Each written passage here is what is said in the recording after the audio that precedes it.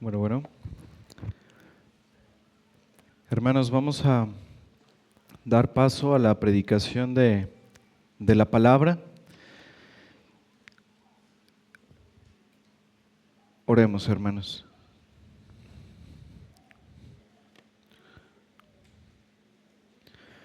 Padre, Señor, nuevamente te damos gracias. Gracias por el privilegio, Señor, que concedes a cada uno de nosotros, Señor, el poder reunirnos, el poder ser bendecidos, Señor, de manera tan grande por medio de tu palabra, Señor, por medio de nuestra adoración a ti, en medio de tu santa presencia, Señor. Te agradecemos, Padre, porque podemos decir, hermano, Señor, que ahora, hasta ahorita, Señor, ya hemos sido bendecidos, Señor, por tu palabra. Hasta ahorita hemos ya sido bendecidos, Señor. Pero, Padre, sabemos que tú bendices, Señor, de una manera especial tu palabra, Señor, cuando es predicada fielmente en las iglesias, donde tu pueblo, Señor, en todo lugar, en todo mundo, se reúne para adorarte. Y Padre, te damos gracias por ello, porque hoy podemos recibir tu palabra predicada. Señor, nuevamente, en humillación delante de ti, Padre, queremos pedirte que bendigas tu palabra, Señor. Queremos pedirte, Señor, que hoy nos hables. Queremos pedirte, Señor, que por medio de tu palabra sigamos siendo edificados, santificados, Señor. Queremos pedirte, Señor, que obres en nuestros corazones por medio de ella. Señor, solo tú tienes el poder, solo tú puedes obrar eso en nuestras vidas. Y por ello, Señor, venimos ante ti pidiéndote esto en humillación. Si tú no obras, Señor, nada sucede. Obra, Señor, por medio de tu Espíritu en nuestras vidas. Obra, Señor, te lo pedimos, por favor, en aquellos que están muertos en sus delitos y pecados. Aquellos, Señor, que están sin Cristo, que están expuestos, Señor, a la condenación eterna. Te pedimos, Padre, que de la misma manera obres, Señor, con poder, que les muestres a Cristo, Señor, de una manera especial en este día. Sigue obrando, Señor, en medio de nosotros como hasta ahora. Queremos seguir viendo tu gloria, Señor, en la santificación de tu iglesia y en la salvación de los pecadores. Glorifícate, Señor, en este tiempo. Te lo pedimos, Padre, en el nombre de nuestro Señor Jesucristo. Amén. Hermanos, hoy terminamos el libro de Josué. Providencialmente terminamos también el estudio de la confesión de fe y vamos a dar lectura entonces, hermanos, a los últimos versículos de este capítulo 24. Favor, hermanos, de ponerse de pie, todos puestos de pie, hermanos, para leer Josué capítulo 24, versículos del 29 al 33. Leamos. Después de estas cosas murió Josué, hijo de Nun, siervo de Jehová, siendo de 110 años. Y le sepultaron en su heredad en Timnat Será, que está en el monte de Efraín, al norte del monte de Gaz.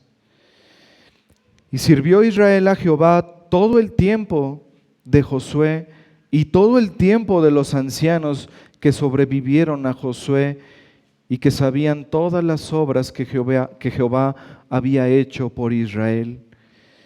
Y enterraron en Siquem los huesos de José, que los hijos de Israel habían traído de Egipto, en la parte del campo que Jacob compró de los hijos de Hamor, padre de Siquem, por 100 piezas de dinero, y fue posesión de los hijos de José.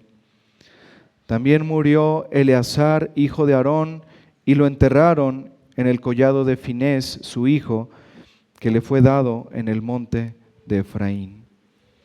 Amén. Hermanos, pueden tomar su lugar, por favor.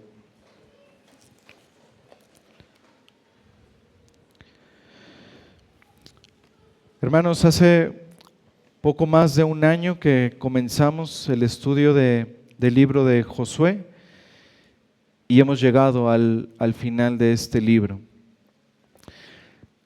Algo, hermanos, particular que nos ha mostrado este libro de Josué es la fidelidad del Señor a su palabra, la fidelidad del Señor a sus promesas. Aquí hemos visto, hermanos, cómo el Señor cumplió esa promesa que había hecho a Abraham, a Isaac, a Jacob.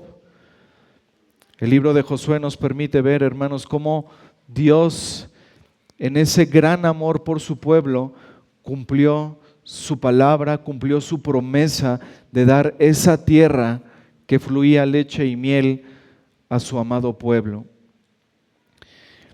Y vimos que bajo el liderazgo de Josué, los israelitas cruzaron el Jordán, los israelitas combatieron a las ciudades enemigas, conquistaron la tierra de Canaán, heredaron las tierras que el Señor había determinado de antemano para ellos.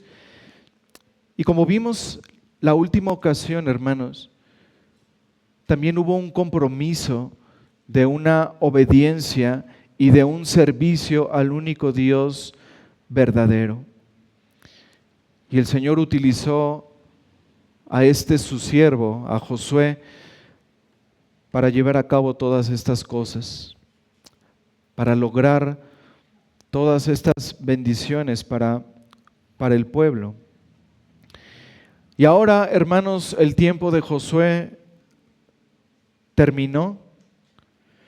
Nuestro texto describe su muerte y su sepultura. Sin embargo, hermanos, el entierro de Josué solo es uno de los 3 entierros registrados al final de este libro. También nos habla del entierro de José, de aquel que providencialmente hemos estado viendo en las meditaciones de Génesis, y también del entierro del sacerdote Eleazar. Y esto, por supuesto, hermanos, tiene un porqué.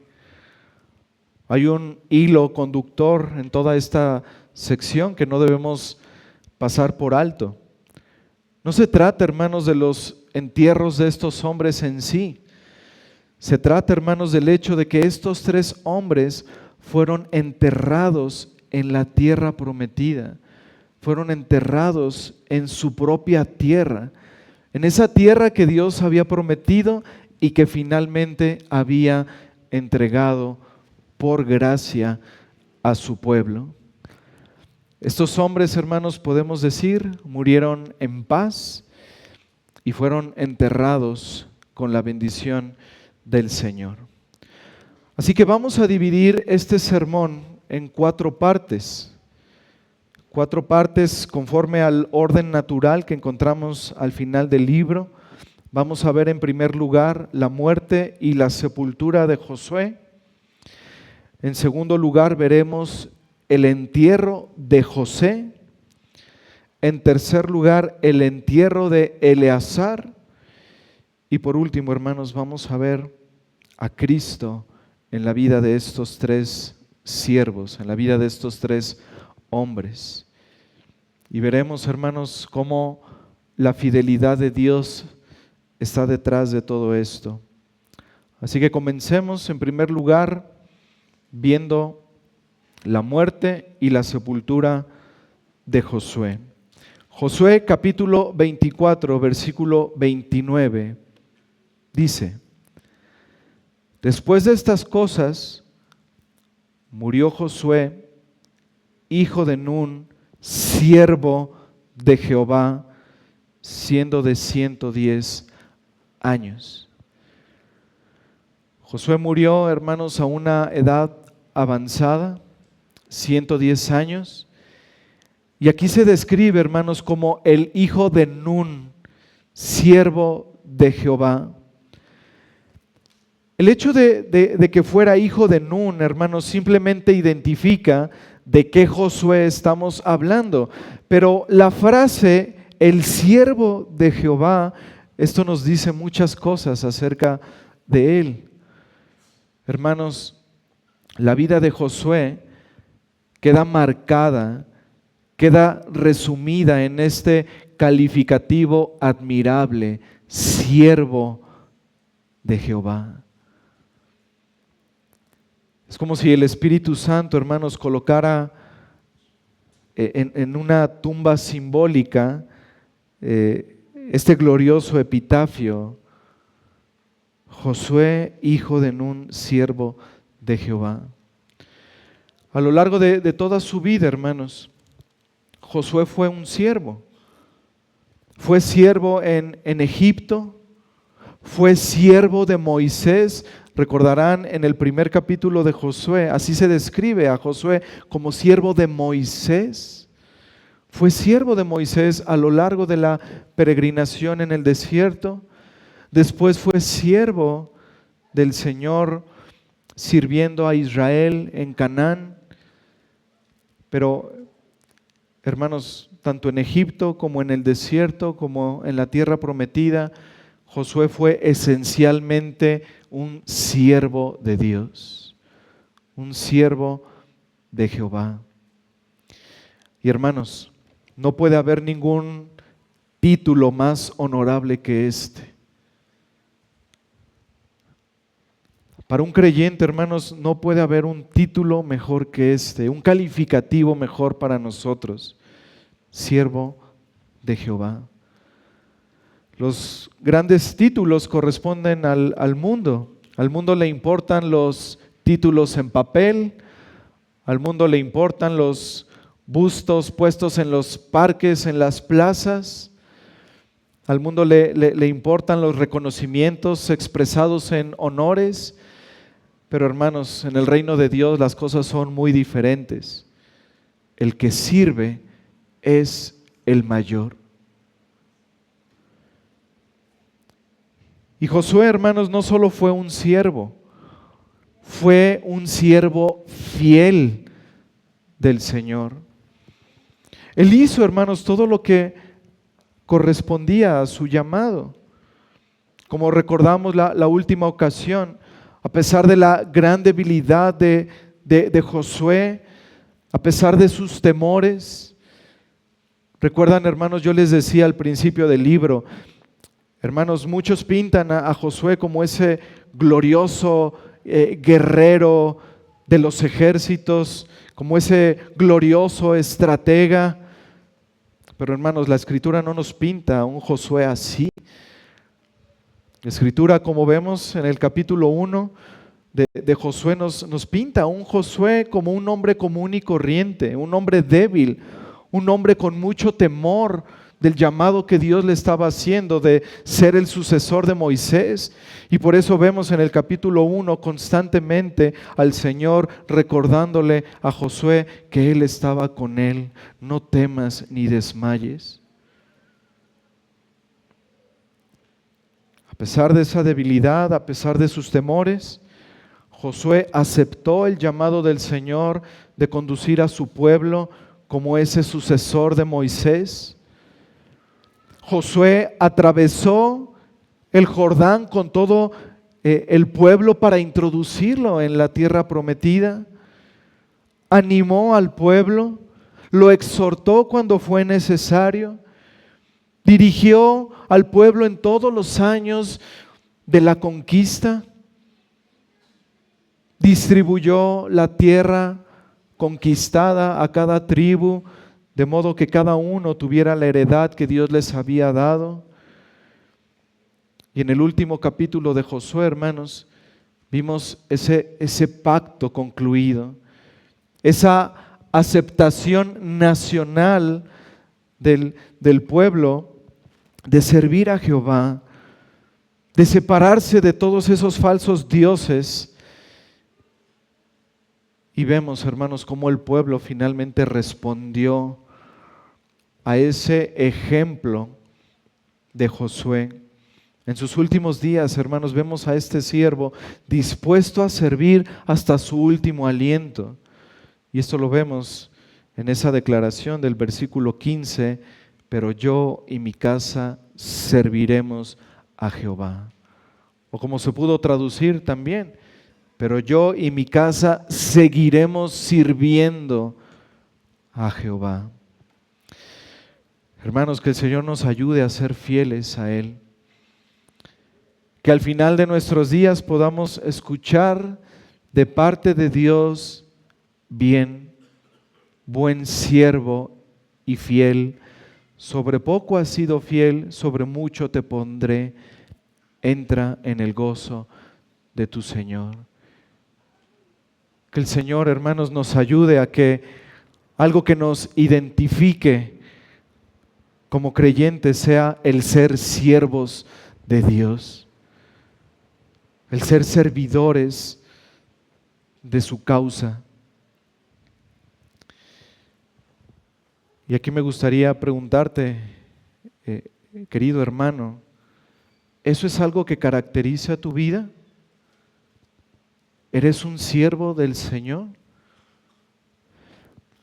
El Señor a todos nos ha dado dones, hermanos, diferentes dones, diferentes capacidades. Nos ha puesto en diferentes contextos, pero todos, hermanos, todos estamos llamados a servirle al Señor. Y no es más el que está en un púlpito que el que está en su casa orando por la iglesia, que el que levanta una silla en este lugar, que el que prepara alimentos para el tiempo de ágape, que el que viene temprano y está barriendo allá afuera las hojas de los árboles. Ninguno es más que otro, hermanos. Todos hemos sido comprados por la misma sangre y hemos sido rescatados por la misma gracia. La pregunta es, hermano, en donde el Señor te ha puesto, con los dones que el Señor te ha dado, ¿se puede decir que eres un siervo de Dios? ¿Un siervo de Jehová?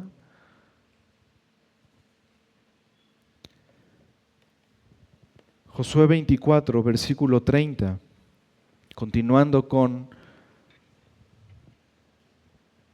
la sepultura de Josué, dice: y le sepultaron en su heredad en Timnat Será, que está en el monte de Efraín, al norte del monte Gaz. Siendo un anciano ya, hermanos, en sus últimos días, Josué vivió en este lugar, en esa heredad, en Timnat Será. Y esa heredad, hermanos, el pueblo de Israel se la dio como un reconocimiento a su servicio, como un reconocimiento a su dedicación. Y por eso, hermanos, es que posiblemente fue su deseo personal el ser enterrado ahí. Era un lugar especial. Finalmente sus hermanos, el pueblo se lo había dado en reconocimiento a su trabajo, a su labor. Y dice, hermanos, que la sepultura se llevó a cabo en un lugar particular, en la colina de Gaz o colina temblorosa. Una tradición judía dice que este nombre, colina temblorosa, obedece a que esa colina tembló en el día de su sepelio. Y según esta tradición dice que tembló en ese lugar para reprochar a los hijos de Israel por su insensatez al no guardarle el duelo que este gran hombre de Dios merecía. Y dice en el versículo 31, y sirvió Israel a Jehová todo el tiempo de Josué y todo el tiempo de los ancianos que sobrevivieron a Josué y que sabían todas las obras que Jehová había hecho por Israel. Esos ancianos, hermanos, que estaban distribuidos en las diferentes tribus, esos ancianos que venían de la tribu de Leví, que eran descendientes de Aarón, estos ancianos, hermanos, sirvieron junto a Josué durante todo su ministerio. Eran esos líderes que le sobrevivieron a Josué. Y estos ancianos, hermanos, no solo conocían la ley para poder gobernar sobre las diferentes tribus, sino que dice aquí en este versículo 31, ellos sabían todas las obras que Jehová había hecho por Israel. Habían visto y habían experimentado, hermanos, personalmente todos esos prodigios, todos esos milagros del Señor a favor de su pueblo.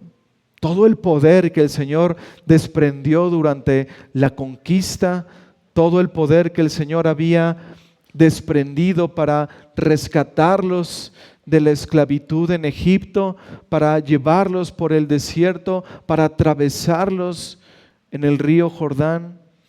Estos hombres habían visto esas obras que Jehová había hecho. Y estos hombres fieles se ocuparon de que el pueblo de Dios, ya sin Josué, estuvieran bajo esa supervisión y pudieran seguir esa línea que Josué había marcado, no solo con sus palabras, sino también con su ejemplo.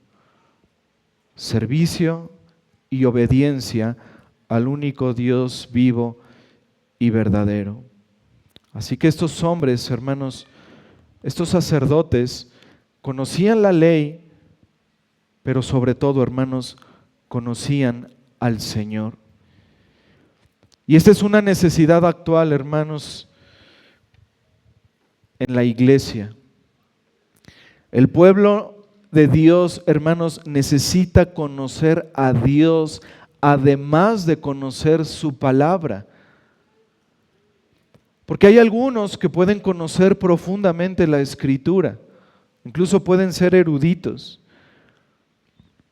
Pueden definir con precisión las doctrinas de la deidad, conocer a profundidad los atributos de Dios, pero por desgracia, hermanos, pueden no conocer personalmente al Dios de la doctrina, al Dios de las Escrituras. Dice en Mateo 7, versículos del 21 al 23, no todo el que me dice Señor, Señor, entrará en el reino de los cielos, sino el que hace la voluntad de mi Padre que está en los cielos. Muchos me dirán en aquel día, Señor, Señor, ¿no profetizamos en tu nombre y en tu nombre echamos fuera demonios y en tu nombre hicimos muchos milagros? Y entonces, dice Cristo, les declararé, nunca os conocí, apartaos de mí, hacedores de maldad. Es importante la teología, es importante la doctrina, absolutamente, hermanos, absolutamente. Pero no es suficiente, hermanos, si eso no nos lleva a crecer en el conocimiento de Dios. Habrá muchos eruditos de la Biblia en el infierno. Habrá muchos que hayan hecho obras en su nombre, milagros aún, pero que no conocieron verdaderamente al Señor. El que conoce al Señor, hermanos, se va a caracterizar por ser un siervo de Dios, por hacer su voluntad. Y es ahí entonces donde esta pregunta que hice hace un momento cobra más sentido. Hermano, amigo, ¿se puede decir de ti que eres un siervo de Cristo? Porque alguien que conoce, hermanos, alguien que ha conocido a Cristo, alguien que ha entendido el Evangelio, se rinde por completo a Él. Alguien que puede entender la gracia de Dios en Cristo, esa salvación tan grande que tenemos, hermanos, por su pura misericordia, no se va a quedar sentado en su lugar.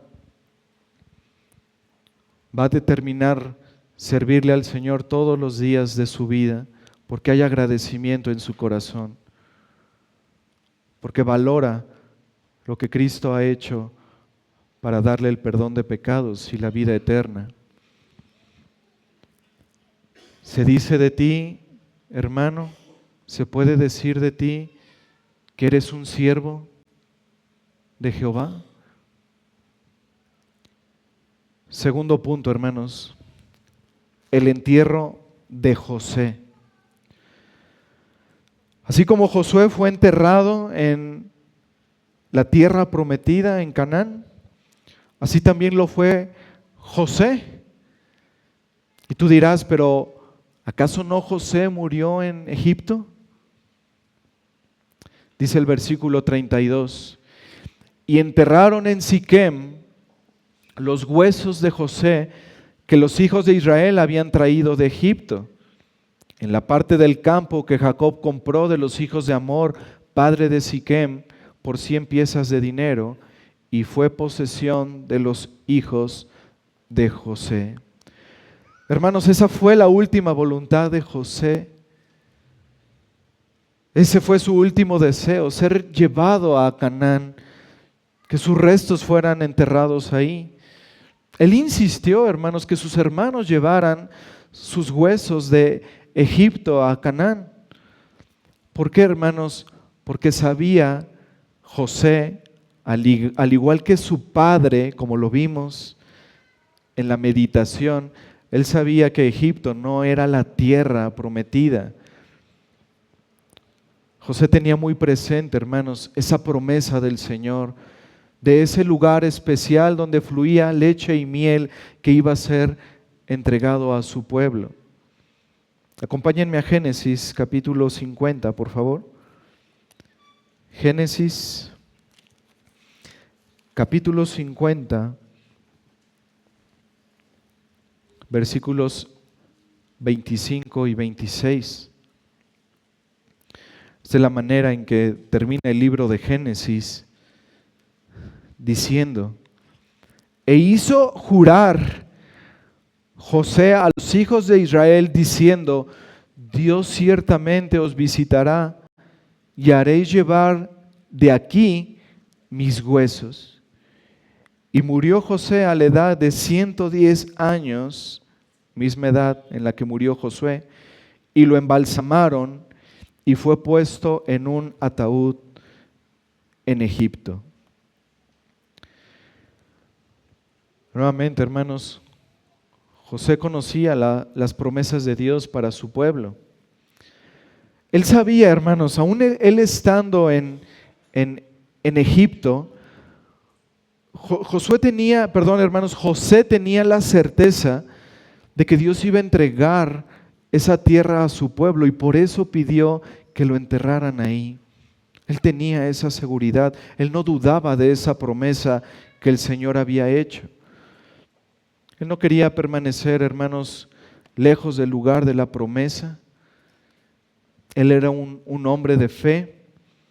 Él deseaba que su sepulcro estuviera en esa tierra especial, en esa tierra prometida.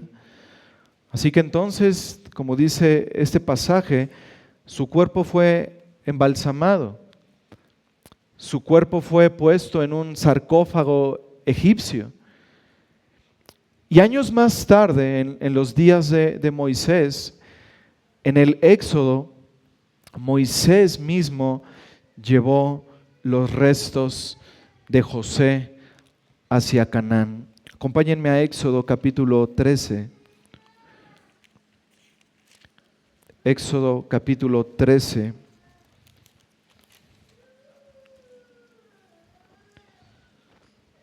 Versículo 19. Tomó también consigo Moisés los huesos de José, el cual había juramentado a los hijos de Israel, diciendo: Dios ciertamente os visitará y haréis subir mis huesos de aquí con vosotros. Así que los hijos de Israel sacaron el cuerpo de José de Egipto, lo conservaron con ellos, hermanos, durante los 40 años de peregrinación en el desierto, y finalmente, ya en la tierra prometida, ya con sus heredades, lo enterraron en Siquem, en esa tierra que su padre Jacob había comprado a Amor. Regresemos a Génesis capítulo 33. Génesis capítulo 33, versículo 19. Aquí se narra la vida de Jacob. Y dice: y compró una parte del campo donde plantó su tienda, de mano de los hijos de Amor, padre de Siquem, por 100 monedas. Anteriormente, hermanos, en Génesis 23, Abraham había comprado una parcela de tierra en Hebrón para su esposa, para Sara. Y años más tarde vemos aquí que Jacob compró otro terreno que se iba a convertir, hermanos, en el lugar donde iban a enterrar a su hijo José. Pero vemos aquí algo interesante, hermanos. Ambas compras muestran la confianza que los patriarcas tenían en esa promesa de que el Señor iba a entregar esa tierra de Canaán a su pueblo. Ellos no dudaron, hermanos, de esas promesas. Y ahora vemos, regresando a Josué capítulo 24, vemos en tercer lugar el entierro de Eleazar. Josué 24, versículo 33. También murió Eleazar, hijo de Aarón, y lo enterraron en el collado de Finés, su hijo, que le fue dado en el monte de Efraín. Eleazar, hermanos, es una figura importante en el libro de Josué, especialmente, hermanos, cuando lo vimos en la distribución de las tierras. No sabemos cuándo murió Eleazar, pero de acuerdo a Josefo, el historiador judío, él dice que murió muy cercano al tiempo de Josué. Él no duda de que fue en el mismo año, pero parece ser que fueron muy cercanas la muerte de Josué y la muerte de Eleazar. Y esto es también algo lindo, hermanos, de ver, porque ellos fueron siervos, sirvieron en el mismo tiempo. Eleazar fue compañero de Josué en esa conquista, fue colaborador con él en el reparto de la tierra. Y vemos, hermanos, ese reconocimiento que el Espíritu Santo hace a Eleazar, un hombre que quizá no vimos mucho a lo largo del libro, no se menciona tanto, hermanos, pero creo yo, hermanos, que esto es como un honor que el Señor hace a este siervo, Eleazar. Un hombre que quizá no tuvo la misma proyección que Josué, ni que José incluso, pero que fue fiel, hermanos. y el Señor reconoce a los que le son fieles. El Señor honra a los que le honran.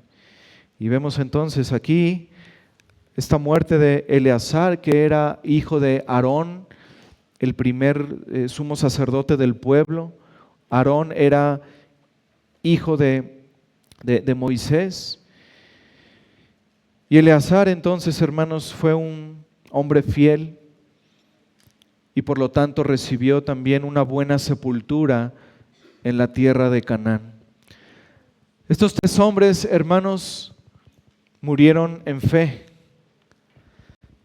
El proyecto de sus vidas se anclaba, hermanos, con firmeza en una esperanza mayor, en una esperanza superior. Sí, para ellos la tierra de Canaán era importante como para cualquier israelita. Pero hermanos, de acuerdo a lo que nos dice el autor de Hebreos en el capítulo 11, ellos esperaban la ciudad cuyo fundamento y cuyo arquitecto y constructor es Dios. Todos ellos estuvieron gozosos con las ciudades que habitaron, con las parcelas que heredaron, con la patria terrenal que les fue entregada. Sin embargo, hermanos, como dice Hebreos 11, ellos anhelaban una mejor, esto es celestial, por lo cual Dios no se avergüenza de llamarse Dios de ellos, porque les ha preparado una ciudad. Hubo experiencias terrenales, momentos de gloria en la conquista, momentos de victoria. Hubo también ocasiones de derrota, días de paz, días de lágrimas. Pero algo hay común en estos tres hombres, hermanos. Algo mismo que ocurrió con Moisés. Ellos se sostuvieron como viendo al invisible. Ellos sí tenían su mirada puesta en la tierra, deseaban ellos ser enterrados ahí, pero hermanos, ellos sabían que esa tierra de Canaán solo era una figura de esa ciudad celestial que tanto anhelaban, donde finalmente verían a ese Dios invisible. Y todo esto, hermanos, fue gracias a la fidelidad del Señor. Su fidelidad lo sostuvo hasta el último de sus días. Incluso los nombres de ellos, hermanos, dan testimonio de la fidelidad de Dios. Josué significa Jehová salva. José significa Jehová añade o Jehová provee. Y Eleazar significa Dios ayuda. Esa fidelidad de Dios, hermanos, es la que sostuvo a estos hombres durante todo su ministerio, para que cada uno de ellos pudiera decir, como el apóstol Pablo: he peleado la buena batalla, he acabado mi carrera, he guardado la fe, por tanto, me está guardada la corona de justicia que el Señor, juez justo, me dará en aquel día, y no solo a mí, sino también a todos los que aman su venida. Que el Señor, hermanos, nos ayude a que podamos decir estas mismas palabras. He peleado la buena batalla, he acabado mi carrera, he guardado la fe. Que el Señor nos ayude, hermanos, a que podamos decir en el último de nuestros días: he peleado la buena batalla. El Señor me ha preservado hasta ahora.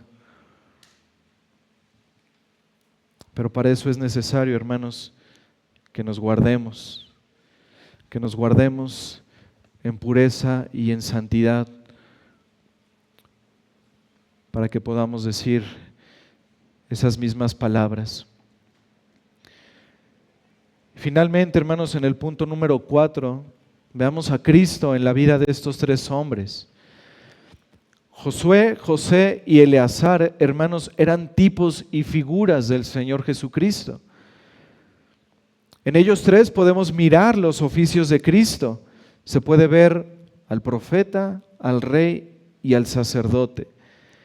Eleazar, el sacerdote, pero que finalmente murió. José, él reinó en Egipto, pero también murió. Josué, él era el profeta de Dios, pero también murió. Profeta, sacerdote y rey. Todos ellos, de alguna manera, hermanos, representaron una obra del Señor Jesucristo. Se puede predicar de Eleazar y podemos ver a Cristo en Eleazar.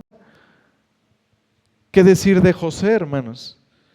Se puede predicar de Cristo a través de la vida de José. Y se puede predicar de Cristo, hermanos, también en la vida de Josué. ¿Por qué, hermanos? Porque todos ellos eran símbolos, eran figuras que apuntaban al verdadero Josué, al verdadero José, al verdadero Eleazar, al verdadero rey, al verdadero profeta y al verdadero sacerdote. Estos tres hombres, hermanos, que tenemos aquí, ellos tenían que morir porque no hay salvación en ellos. La salvación está solo en aquel que ellos representaban, solo en aquel que ellos apuntaban, en Cristo. Solo en Él está la salvación. Y particularmente, hermanos, hablando de Josué, podemos decir, hermanos, que Josué, con la ayuda de Dios, condujo a su pueblo hasta la tierra prometida. Durante toda esa peregrinación, hermanos, Josué estuvo con su pueblo, guiándolos, dirigiéndolos en cada batalla, a lo largo de toda la conquista, dirigiendo los combates contra los pueblos enemigos y entregándoles finalmente, hermanos, esas heredades en Canaán. Josué había sido llamado, hermanos, para separar a su pueblo del mundo, venciendo a los enemigos y finalmente dándoles ese reposo, ese descanso. Pero, hermanos, Cristo es el verdadero Josué que salva a su pueblo de sus pecados. Él es aquel, hermanos, que ha tomado por iniciativa propia, como lo dice nuestra confesión de fe, de muy buena voluntad, ese oficio de ser el mediador entre Dios y los hombres. Y Cristo ha venido, hermanos, ha salvado a su pueblo, nos ha dirigido, hermanos, a lo largo de nuestras vidas y nos seguirá dirigiendo, guiando y dándonos victoria, dándonos victoria sobre nuestros enemigos espirituales. Y finalmente, hermanos, el verdadero Josué nos llevará a la verdadera tierra de reposo, a la Canaán celestial. Cristo, con su muerte, con su resurrección, nos hizo su pueblo. Ahora Él reina sobre nosotros como Rey eterno. Y esa es la verdadera conquista, hermanos. Esa es la verdadera conquista, nuestra salvación. Josué no pudo hacer lo que quisiéramos seguir viendo en el libro de Jueces. Josué no pudo hacer, hermanos, lo que quisiéramos escuchar ahí. No pudo asegurar que las siguientes generaciones de Israel siguieran los caminos del Señor. Pero, hermanos, Cristo es el verdadero siervo que ha asegurado con su muerte el perdón, la perseverancia y la vida eterna para todo aquel que cree en Él. Porque ese rescate, hermanos, esa salvación que el Señor nos da es perfecta y es perpetua. Y, hermanos, la principal lección que podemos sacar de la vida de Josué, la principal lección que podemos sacar de este libro de Josué es que Dios es fiel. Es que Dios es fiel a sus promesas. Dios le prometió a Abraham que sus descendientes iban a habitar ahí, en esa tierra de Canaán. Y fue por medio de Josué, hermanos, que Dios cumplió su palabra, que Dios cumplió sus promesas. Él le dio a su pueblo esa tierra especial. Y eso también, hermanos, es una tipología que apunta a la redención final que Cristo va a traer a su iglesia. Al igual que Moisés, hermanos, Cristo nos liberó de la servidumbre, de la esclavitud. Al igual que Josué, Cristo nos llevará a esa tierra prometida, a ese reposo eterno. Y todo esto, hermanos, de todo esto podemos tener seguridad. Así como Abraham, así como José, así como Moisés, así como Isaac, así como todos ellos, hermanos, no dudaron de que Dios iba a dar esa tierra a su pueblo, de que Dios iba a cumplir su promesa. Hermanos, no podemos dudar de las promesas del Señor que están reservadas para nosotros en los cielos. Llegaremos a ese lugar, hermanos, a la Canaán celestial, donde estaremos con nuestro Señor para siempre. Este libro de Josué nos ha mostrado algo digno de recordar, hermanos. Dios es fiel a su palabra. Todo lo que prometió a su pueblo, cabalmente lo cumplió. Qué Dios tan fiel, qué Dios tan fiel tenemos, hermanos. Así que tenemos como creyentes esa gloriosa esperanza, hermanos, de ese reposo eterno y final. Josué habló de un reposo, dice el autor de Hebreos, pero también habló de otro reposo, de un reposo que estaba por cumplirse y que se cumplirá sin lugar a dudas en aquel día, hermanos. En aquel día, cuando el Señor Jesucristo regrese por su iglesia y donde su pueblo se ha reunido, los que murieron antes, los que estén con vida, serán reunidos para estar con su Salvador para siempre, en gloria eterna. En la vida de estos hombres, José y Eleazar, hermanos, hemos recordado también que algún día vamos a morir. Pero nuestro consuelo está en la promesa del Señor Jesucristo cuando dijo en Juan 14, voy pues a preparar lugar para vosotros.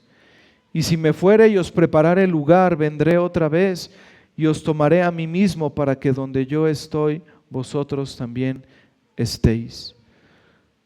Hermanos, aunque todavía no sepamos cómo nos va a llevar el Señor a su presencia, podemos estar seguros de que Él nos llevará ahí, porque Él lo ha prometido, hermanos. Y Dios es fiel a su palabra. Qué Dios tan fiel tenemos, hermanos. Pero este final del libro, querido amigo que está sin Cristo, también debe llevarte a meditar en tu muerte. Porque hoy, querido amigo, hoy puede ser el último día de tu vida.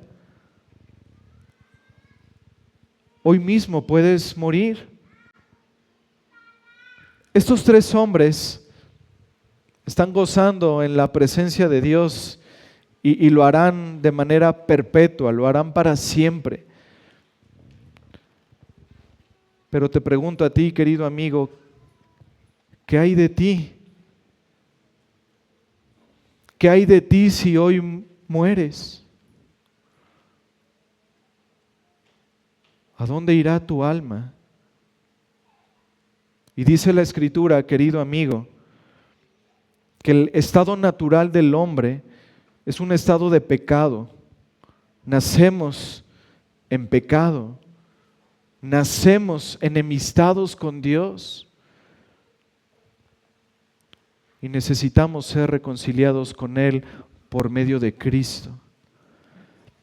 Pero si tú estás en ese estado de pecado, si tú permaneces en ese estado de muerte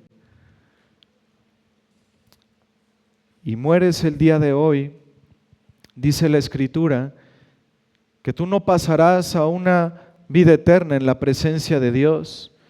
Dice la Escritura que tú pasarás a una vida eterna de tormento, separado de la presencia de Dios y de su poder, a un lugar terrible que la Escritura califica como un lugar de tormento, un crujir eterno de dientes, un lugar donde el gusano no muere.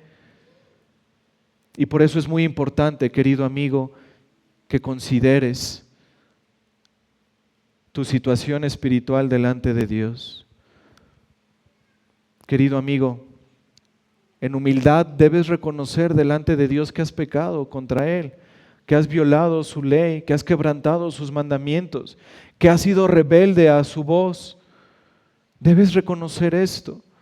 Y por otro lado, querido amigo, debes mirar a aquel único que puede salvarte. Debes mirar con fe al único que puede darte el perdón de todos tus pecados y la vida eterna para que el día que mueras puedas ir a su presencia. Así que son necesarias dos cosas, querido amigo: arrepentimiento y fe, para que puedas obtener por gracia esta salvación tan grande que únicamente se encuentra en el Señor Jesucristo. No hay otra manera, querido amigo, de llegar al cielo. No hay otra manera. Jesucristo dijo: yo soy el camino y la verdad y la vida. Nadie puede llegar al Padre si no es por mí.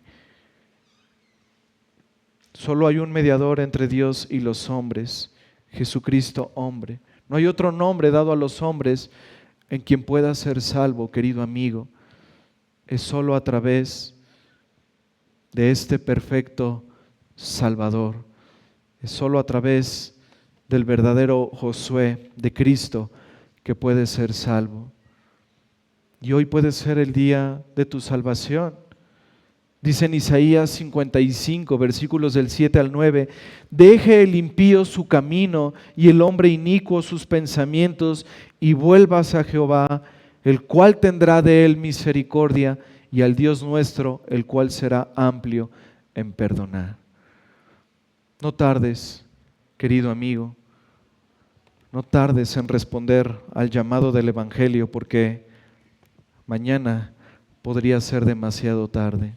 Confía en Cristo, en su obra y en su persona. Vamos a orar, hermanos.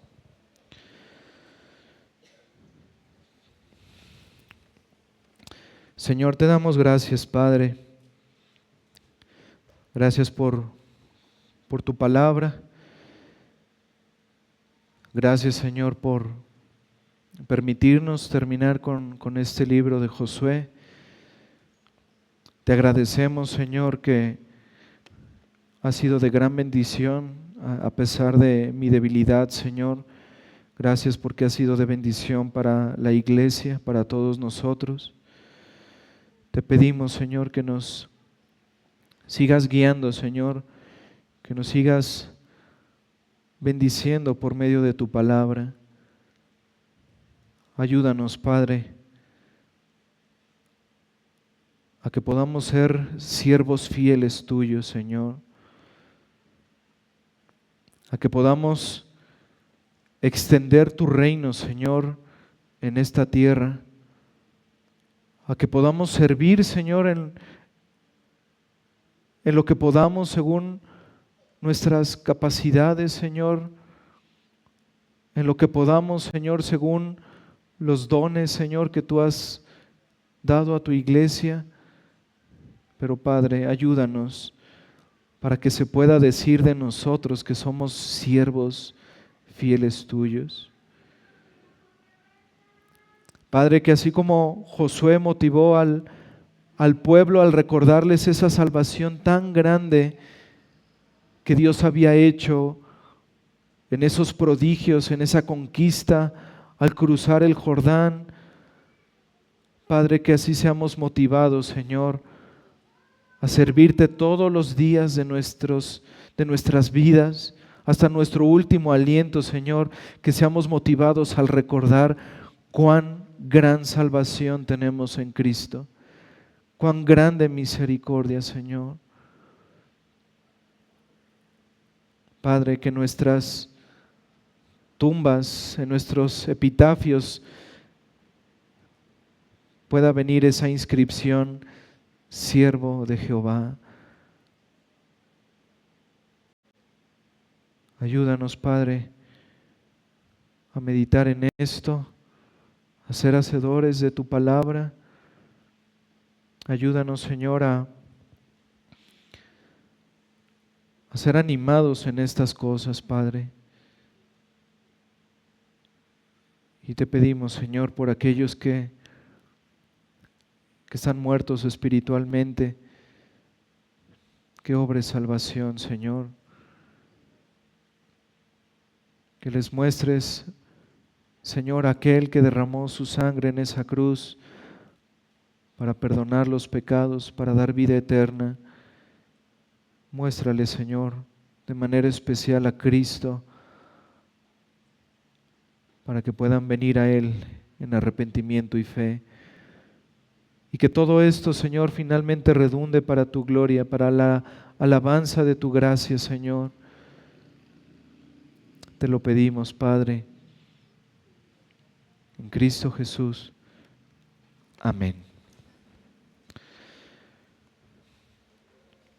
Hermanos,